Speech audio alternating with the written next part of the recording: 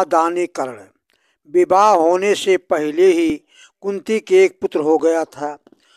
जब उस पुत्र की उत्पत्ति हुई तब कुंती लज्जा के कारण उसकी रक्षा न कर सकी और तत्काल ही उस बालक को एक बर्तन में रखकर जल में फेंक दिया। वह बर्तन एक सारथी को की स्त्री राधा को मिल गया। राधा ने उस बर्तन में से शिष्य को निकालकर घर से ले जाकर बाहर पर पला पोसा। उसने उसका नाम कर्ण रखा। कर्ण अपने को राधा का पुत्र ही मानता था, इसलिए उसे राधे भी कहते थे। बड़ा होने पर कर्ण बड़ा बलवान और तेजस्वी हुआ। अस्त्र शस्त्र चलाने में उसके समान उस समय बहुत कम वीर थे। दान देने में वह अद्वितीय था। एक बार इंद्रप्रस्थ में पांडवों की सभा में श्री कृष्णचंद्र जी कर्ण की दानशीलता की प्रशंसा करने लगे। अर्जुन को यह अच्छा नहीं लगा। उन्होंने कहा, इस धर्मराज की दानशीलता में कहाँ त्रुटि है जो उसकी उपस्थिति में आप कर्ण की प्रशंसा कर रहे हो। इस तथ्य को तुम स्वयं समय पर समझ लोगे। यह कहकर उस समय श्री कृष्ण ने बात को टाल दिया। बहुत कुछ समय पश्चात अर्जुन को साथ लेकर श्याम सुंदर ब्राह्मण के वेश में पांडवों के राजमहल में आए और बोले, राजन, मैं अपने हाथ से बना भोजन करता हूँ। भोजन मैं केवल चंदन की लकड़ी से बनाता हूँ और वह काष्ठ तनिक भी भीगा नहीं होना चाहिए। वर्षा हो रही थी। युधिष्ठिर ने राजभवन में पता लगा लिया, किंतु सूखा चंदन का काष्ठ कहीं नहीं मिला। सेवक नगर में गए, किंतु संयोग ऐसा कि जिसके पास भी चंदन मिला सब भीगा हुआ मिला। धर्मराज को बड़ा दुख हुआ, किंतु उपाय कुछ भी न था।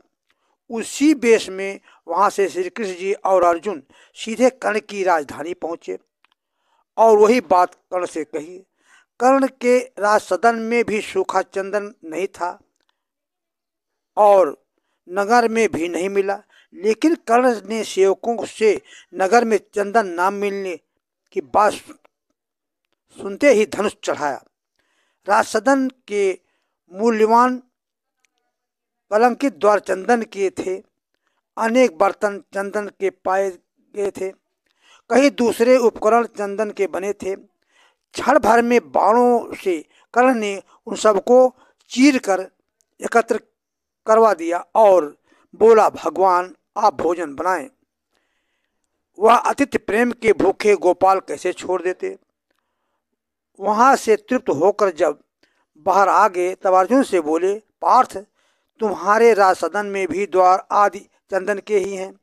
उन्हें देने में पांडव कृपण भी नहीं है, किंतु दान धर्म में जिनके प्राण बचते हैं उसी को समय पर स्मरण हो जाता है कि पदार्थ कहाँ से कैसे लेकर दिया जाए। आज दानशीलता का सूर्य अस्त हो रहा है। जिस दिन कर्ण युद्ध भूमि में गिरे, सायंकाल शिविर में लौटकर श्री कृष्ण खिन्न मुख बैठ गए। अच्युत, आप उदास हो, इतनी महानता कर्ण में क्या है? अर्जुन ने पूछा। चलो उस महाप्राण के अंतिम दर्शन कराएं। तुम दूर से ही देखते रहना। श्री कृष्ण उठे। उन्होंने वृद्ध ब्राह्मण का रूप बनाया। रक्त से कीचड़ बनी, सौ से घटपटी, छिन्न भिन्न अस्त्र शस्त्रों से पूर्ण युद्ध भूमि में रात्रिकाल में श्रृगाल आदि घूम रहे थे। ऐसी भूमि में मरणासन्न कर्ण पड़े थे। महादानी कर्ण, पुकारा वृद्ध ब्राह्मण ने। मैं यहाँ हूँ प्रभु, किसी प्रकार पीड़ा से कराहते कर्ण ने कहा। तुम्हारा यश सुनकर बहुत अल्प द्रव्य की आशा से आया था। ब्राह्मण ने कहा, आप मेरे यहाँ घर पधारे। कर्ण और क्या कहते, मुझे जाने दो, इधर उधर भटकने की शक्ति मुझ में नहीं। ब्राह्मण रुष्ट हो गए। मेरे दांतों में स्वर्ण लगा है, आप इन्हें तोड़ कर ले आए। कर्ण ने सोचकर कहा, ठीक, ब्राह्मण अब यह क्रूर कर्म करेगा। ब्राह्मण रुष्ट हो गए।